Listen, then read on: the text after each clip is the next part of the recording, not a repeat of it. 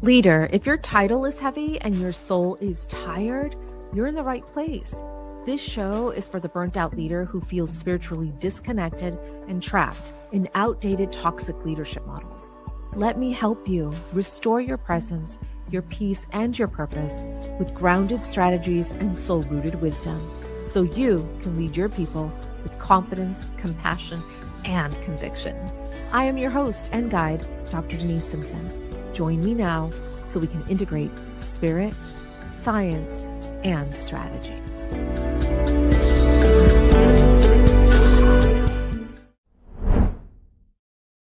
Hi, welcome back, leader. Happy you are here for another opportunity to reflect, to contemplate, to take a pause because you're a busy, busy leader. And this may be the only chance you get all week to put yourself first. So make sure that you plan to do this every week with me. Put this on your agenda, put this on your calendar. Every Monday, we have a brand new podcast video episode out. And every Tuesday, I live stream the episode. So if you're at work, you can watch it from LinkedIn desktop. If you, or Facebook, okay, or YouTube, wherever you are able to watch the video. And you can listen to this where you love to listen to your favorite podcast episodes. So we're here. Thank you for being here. Thank you for putting yourself first. I have heard from so many incredible listeners out there, and you are all on a very different path. I love all of your paths. I love the industries that you're in. Some of you are at the beginning of your careers. Wow. Thank you for being so brave. You said yes, put me in the arena. Wow. Especially during these interesting times. You said, put me in. I can do this. Good for you. Good for you. I'm so excited for you. Or some of you out here are in mid-career, and I love to hear from you guys because you are telling me all of the crazy things that are happening in your industries and in your organizations with AI. Because here's what's interesting. You've seen a lot. Yeah. You're old school like me. I'm mid-career too. So we've seen a lot. We've experienced a lot. And now we're going into, a whole other world of AI. And so some of you are sharing what's happening in your organizations with AI. And so, wow. Listen, good for you. You too are courageous. You are here doing the dang thing. And some of you are also on the way out. You are looking for what's next after retirement. So I'm excited for you too, because you want to take that expertise, you want to take that mastery, and you want to go, consult, you want to go do research. Some of you want to go back to school to do something completely different just to have, just to go learn another craft. Oh my gosh. So wherever you are on the pipeline of leadership, whether you just entered it, whether you're mid-career like me, or you are on your way out, exciting for you. So this show is for all of you. This show is for anyone for sure who has a formal title, a leadership title. This is your show, my friend. And some of us out here, however, are leaders in your communities and in your families and in your your churches, right, your places of worship. And you may not have a formal title in an organization, but you are leading and inspiring some folks out here. So you are all welcome. Everybody is welcome into this show, and especially the work of the universal leader, which is the contemplative leadership approach that we take around here. And this is what we do every week. We contemplate. And I want to talk a little bit about this idea that leadership is severing a lot of us from our souls. I had a client ask me about my divine calling. She said, you talk about this divine assignment. Like, how did you know you have, when did you know you had a divine calling? And did you ever question your path and your purpose? I'm like, yeah, many times. I mean, 1,000 times probably throughout my career. For sure, for sure. But what I did know very early on was that I was divinely designed to serve. That's something that I know all of us, 99.9% of us watching, can say truthfully about themselves is that you have this inherent pull, this inherent call to serve others. I remembered in my early 20s, I was working on a dual master's of arts at that time. I'd already finished my undergrad and then went into working on this very interesting graduate degree. And I talked to my dad about what I was going to do after I got this graduate degree.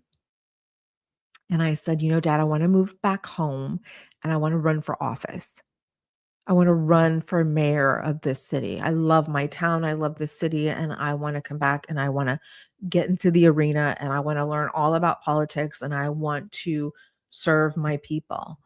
And I was so open-hearted, so open-minded, and plus, gosh, how brave was I? Like, what the confidence on this chick. I mean, like, I was like, "Who's gonna stop me? Nobody."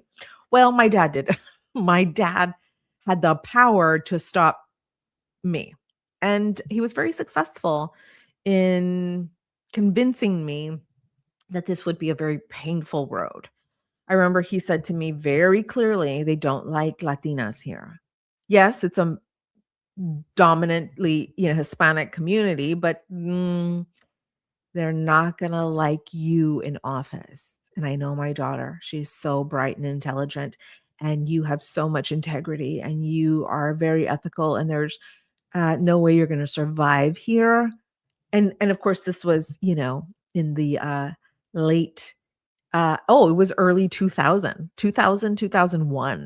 yeah, because I graduated from college in 1999. Oh my god, my undergrad in 1999. Do the math, y'all, do the math, okay? Do the math. But at that time, it was scary for a father who, loves his daughter and, probably saw me as a shining bright star and said, "Oh, you come back here and you try to do this and we're going to dull your light, girl. You're going to get kicked out of this town and I don't want to put you through that." And I took his advice. He was born and raised in the same town. Me too. He's from a different generation and was very deeply connected to the community, so he knew and heard and saw a lot of things. And, he didn't think I would be the right person because of my intentions, the right intentions. So, I took his advice and I didn't run for office, and let me tell you, that dream was squashed. I was so devastated. I remember going, "Well, what am I gonna do now? Like, what am I gonna do now?" That's all I wanted to do was run for office for so long. It was an idea that came into my head, and I just like I said, "Yeah, I just wanna serve my people. I wanna serve my people." But, had to pivot and had to redirect. And I did, and I found myself serving in other capacities, in other industries. I remembered, applying for positions that I had no business for. Like, I had no experience in some of these places, and I just said, "Oh, I could do that. That sounds like fun." And I would apply, and then I would, persuade the hiring manager to hire me. I mean, I was so confident in my abilities because I was so passionate about serving people. And all I did was connect what their mission was to what I could do, and they're like, "When do you wanna start?" I can tell you a dozen experiences where I was not supposed to be in these organizations and found myself in them because of my calling, because of my divine assignment to serve. And I know that that is yours too, especially as a leader, especially as a contemplative like us. I know that your divine assignment is to serve your collective, your people, your family, your constituents, your communities. Wherever you're finding yourself right now, this was put in you. This was assigned to you. How incredible is that? And so many of us along our paths during our journeys, we realize, wow, the divine assignment is assigning. And wow, I'm struggling here. Like, okay, fine, Denise. I have a divine assignment to serve others, but gosh, I'm finding myself right now questioning whether this is the right calling. Am I answering the calling? Is this the right calling? Where am I supposed to be? What am I uh, is this true? Is this true for me though? A lot of you are asking yourselves this because you are frustrated, because you are overwhelmed, because you are at the effect of all of these uncontrollable variables in leadership, like your policies in your organization, like maybe the board of directors, maybe like your inherited team, because you didn't hire any one of them, but here you are having to lead this team. And so all of these variables, we call them variables around here. I'm a researcher, love to just neutralize everything. They're all variables, right? And so here you are trying to fulfill this incredible divine assignment. And now you're questioning whether you're in the right place or not because of these uncontrollable variables. Trust me, you are never going to be able to control those variables. If it's outside of your head and your body, you have no business controlling it or them, right? So here you are at the effect of these variables, and you are questioning, am I in the right place? Because this place sucks. Because I hate my team. Yep. Oops. I said it out loud. I can't stand them. I didn't hire them. They're horrible. They treat me horribly. Or the board of directors, my God, they question everything I do. They undermine my decisions. They undermine, my brilliance. And I don't think I'm supposed to be here. Well, maybe you are. Maybe you are. And maybe we're just seeing this in a negative light because you are at the effect of all of these uncontrollable variables. So what can you control? My goodness, you can control a lot within your perspective. You can control a lot within your emotional, you know, wheelhouse. You can control so much more than you think you can. And so along our journeys, we question ourselves. Is this right? Is this where I'm supposed to be? Is this my calling? So take a pause with me. Take a beat with me, okay? Just a heartbeat with me and ask yourself, am I answering my divine assignment? And see how that feels. See what comes up in your mind. But take a moment for yourself and ask yourself that. Is this my divine assignment? Am I answering it? Am I living it? Am I demonstrating it? And maybe the answer is, I don't know. I don't know. And that could be a lot of fog in your brain. It could be a lot of emotions mixed up in your brain, a lot of thoughts, in that gorgeous mind of yours, and that's okay. So this is why we contemplate, because we want to be better leaders. We want to serve ourselves so that we can serve others. And that's what you're doing right now. You're serving yourself right now. Okay? No guilt, no shame here. We serve ourselves first. And so we're serving ourselves and asking ourselves, am I answering this divine assignment? So I was talking to a client about her purpose and her divine calling and her assignment in this world. And here's what's interesting. She thought that it was one way. It was this way in this company, in this industry, because her mom retired after 30 years serving this one organization. And she was, taught that that's what you do. She said, I was so excited to enter this organization. And she's been there now 25 years and said, I'm kind of questioning whether this is the right place for me or not. And I just wanted for her to take a moment and take her back to when she first raised her hand and said, "Put me in that arena, not that one. I don't care about that arena over there. How about this one here? Put me in this arena. I want to try this out." I said, "Take me back to that moment and tell me how you felt in your body. Tell me what was going on in your head. Tell me what you were feeling about this whole experience." And she said, "Oh, I was so excited. It's so much confidence." She said, "I was stupid too, but I was so confident." And so she entered the pipeline of leadership, and here she's been in this organization and has risen through the ranks. My gosh, she has seen some things. And now she's questioning whether this is her divine assignment. And I said to her, "You are answering your calling, but circumstances have changed, and so have you." And the circumstances that I'm talking about, a new leader, a new CEO, a new board of directors. She has seen so many people come and go. She has, some public policies that are impacting her organization right now. Ooh, some interesting ones that are really, really impacting this workforce. And so she is at the effect of all of these uncontrollable variables that are impacting her divine assignment. She's questioning now her divine assignment because her mind is focused on these variables that she's never had control over, right? Because the mind's interesting. It'll make you think that you have control over people or decisions or policies or whatever. No, here's the reality check. No one has control over anything outside of their minds, their bodies. That includes your children. You don't have control over your children. They have a mind of their own. They have a soul of their own. Mm? So back to my client. I just shifted her perspective slightly. It was like a slight degree change. That's all I did. Right. I didn't turn the whole boat around. No, it was just like, why don't we look that direction for just a moment?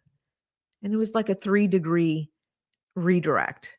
That's it. That's all it took was to help her see that here's why she was questioning her divine assignment. So we get wrapped up in those variables, those things we cannot control, and we let those variables impact or affect what we believe, what our souls truly believe about our divine assignment. And so if you're in that position right now where you are overwhelmed, frustrated, you don't feel like yourself anymore, you don't feel like it's the same. Some of you are feeling apathy. I've heard from some young leaders who are apathetic. There's no loyalty to the organization because the organization has shown zero loyalty to them. I understand that. And they feel like they have zero say, so they cannot make an impact, but their minds actually want to control the circumstances, and they're never going to be able to do that. But here they are thinking that they're not able to impact the way they believe they can. Well, no, it's there's so much more to it, my friend. So instead of exerting any energy, exerting any emotion, they have fallen into the apathy trap. That's when you quiet quit on your organization. A lot of us have done that. I know I have many times because I was at the effect of all of these uncontrollable circumstances. But if you are in that boat, feeling apathy right now, I promise you a slight redirect, just a few degrees, just a few degrees off, so that we could look at that destination instead of where we were traveling to, right? Instead of that point, we're just going to move it slightly over and we're going to look beyond that, the things that we cannot control. Because when we take that redirect and we slightly move into this direction over here, then we're able to ask ourselves, what can I control? What is it that's within my control? Can I control the way I see this organization? Can I control the way I see myself impacting this organization? Because I still have direct impact on my employees. So I serve them every day. I communicate with them every day. I respect them. I do not undermine them. So I still have that control. So you have control in how you want to see this whole situation.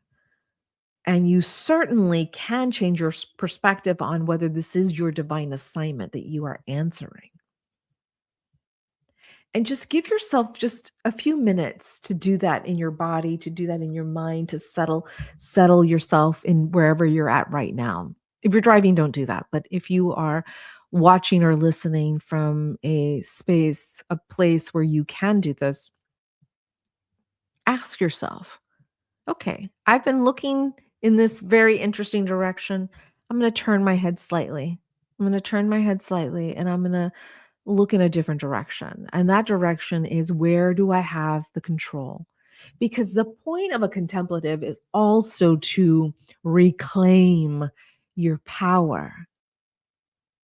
Contemplatives, that's the whole point. This is why we descend down below and we anchor into these spiritual principles, because we need to reclaim our spiritual authority. We need to renew ourselves so that we can ascend back onto that surface, so that we can show the world, I have great impact, and here's how I'm going to impact this situation. So it's a moment to ask yourself, where do I have the control? And ultimately, how can I reclaim my spiritual authority and my power here? Oh, it's in how I choose to see the situation. I love that for you. I love that for us. So, my friend, wherever you are finding yourself on this journey of leadership, know that you have more control than you think. You have more control than you think. And that's where the true power is. It's not outside of you. It's not in others. It's not in the people that you lead. It is you. You are the power source. And it's also called your soul. It's also called your soul. So reconnect to it. Reconnect to it. And you get to do that every week with me here. Okay. Good. All right, leader. I hope this episode has served you well. I hope it has shifted slightly your perspective, and just that slight shift. That's all it takes. That's all it takes. You don't have to turn that whole boat around, okay? It just takes a slight degree change. That's it. That's all it takes, so that you can reclaim your spiritual authority and your power in any situation. So keep answering your divine assignments, but also keep questioning. Keep questioning your emotions. Keep questioning your thoughts and your beliefs around your divine assignment and whether you're answering it right here, right now in this organization. All right, leader. As always, thank you for taking time for yourself today. And should you wish, come and join me inside the sanctuary. This is where we descend intentionally. We descend down below, my friend, because we need to disconnect ourselves from all that mental rumination and chaos and crisis in our organizations and in our bodies and all the things we do not have control over. We disconnect from that and we descend down below like contemplatives do. So I invite you inside the sanctuary. Check out the link wherever you're watching or listening to this episode to join me ASAP. Have a wonderful rest of your week. I look forward to serving you again soon, leader. Take very good care. Bye.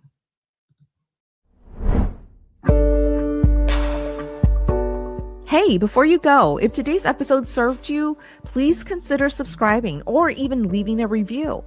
Or you can share this with a leader who is desperate to find peace right now.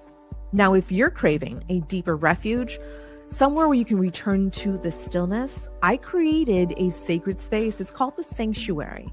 Here is where you can reconnect to your divine assignment. Thanks again for listening today, leader. Until next time, take very good care. Bye for now.